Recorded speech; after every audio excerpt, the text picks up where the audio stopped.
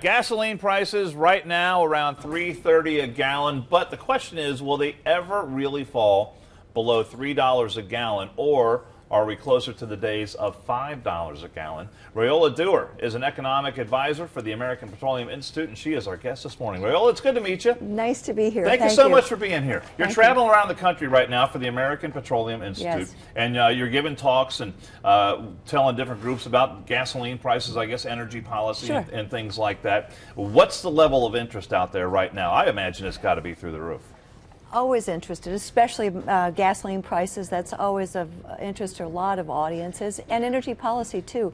The opportunities, the challenges we have ahead of us, and we have some real chances to make a big difference in terms of the supply we can bring to the market, putting downward pressure on prices, the employment figures, bringing many more jobs to the market. So we have great opportunities out there, and if with the right policy in place to encourage that development, we can make a huge difference in our lives, and government revenue it would generate all sorts of positive results for us. Yeah, everyone is affected by gasoline prices, and one of the things that infuriates me about the conversation about gasoline prices is that so often you hear people say, they sort of come out with these blanket answers about why gasoline prices are where they are. They say, oh, it's the speculators, it's the president, you know, it's Wall Street, it's the oil companies sticking it to us. And there really is not just one kind of good blanket answer for this, is there? That's right, and that's what's so frustrating, because at any given time or any given moment it'll be one thing or another. It'll be a supply disruption or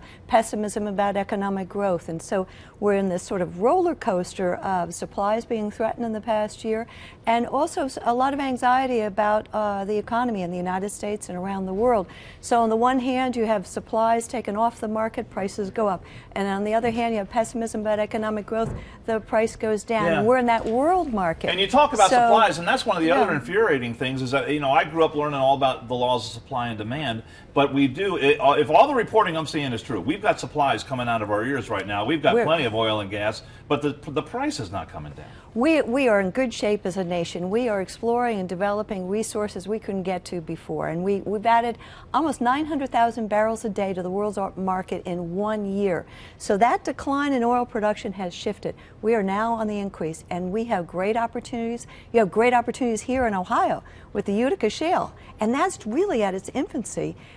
Terrific possibilities to bring more supply to the market. So if we can get more into the world's market from this hemisphere, from reliable suppliers, we improve our balance of payments deficit. We certainly employ a lot more folks. We generate government revenue. It's a big win for us and for the world's market in terms of having stable supplies from reliable suppliers. Well, Rayola, I'll tell you what, our time is gone, but I could sit and talk to you for hours about this, and I wish we had more time. But very quickly, are we sort of stabilizing right now with the gas prices? Well, we're down 30 cents or so from where we were a month ago, but the world is a very uncertain place. Yeah, okay. And we don't know what's going to happen. So the roller coaster ride will continue? Maybe. All right. It's great to meet you. Thank you so much for coming in. And you're speaking today with the Rotary Club, right? Yes. All right. Yes, Very I good. am. Thank you.